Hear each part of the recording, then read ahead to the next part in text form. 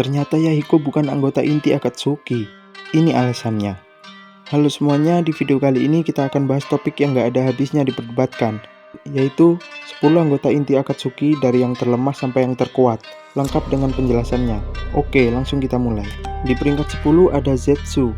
Walaupun perannya penting sebagai mata-mata anggota Akatsuki, secara kekuatan tempur langsung, Zetsu hampir tidak pernah menang dalam pertarungan besar.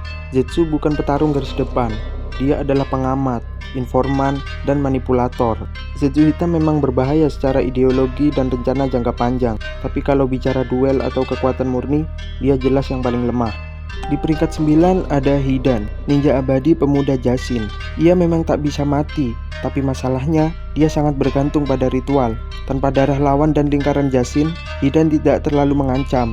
Ia juga kurang cerdas secara strategi. Itu bukti ia bisa dikalahkan oleh Shikamaru, yang secara power saja di bawah anggota Akatsuki lainnya. Di peringkat 8 selanjutnya ada Deidara, si seniman ledakan. Dia sangat berbahaya di jarak jauh, dan dia juga punya teknik bunuh diri yang ekstrim. Tapi kelemahan utamanya adalah jarak dekat dan pertahanan.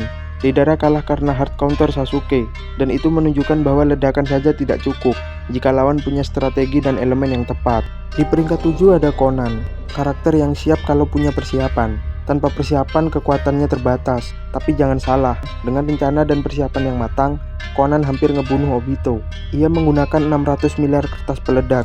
Sayangnya, kekuatan seperti ini tidak bisa dipakai terus-menerus. Di peringkat 6 ada Sasori. Ia adalah monster di bidang boneka dan racun. Sasori bahkan berhasil ngebunuh Kazekage ketiga, salah satu ninja terkuat Tsunagakure. Namun kelemahannya adalah, sekalinya rahasia jutsunya terbongkar, efektivitasnya langsung menurun drastis. Lah, tapi kan waktu perekrutan anggota Akatsuki, Conan berhasil menang melawan Sasori.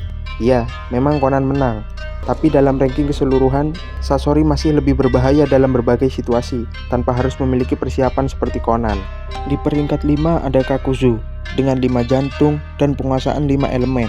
Kakuzu adalah tank berjalan, daya tahannya luar biasa, tapi kurang fleksibel melawan ninja elit, yang memiliki teknik spesial atau hack. Di peringkat keempat ada Kisame Hoshigaki, yang dijuluki biju tanpa ekor. Dengan Samehada dan Suiton skala besar, Kisame sangat dominan di pertarungan frontal. Kalau misal lawan tidak punya cakra kontrol yang bagus, Kisame bisa menang telak. Di peringkat ketiga ada Uchiha Itachi. Ia memiliki kekuatan Amaterasu, Tsukuyomi, Susanoo dengan Totsuka Blade dan Yata Mirror. Secara teknik, Itachi ini benar-benar rusak coy. Namun, penyakit dan staminanya menjadi pembatas. Kalau pertarungan berlangsung lama, Itachi bisa kalah. Meski secara kemampuan dia sangat overpower. Buat yang nanya emang Itachi punya penyakit? Jawabannya iya, karena itu sudah dijelaskan di cerita.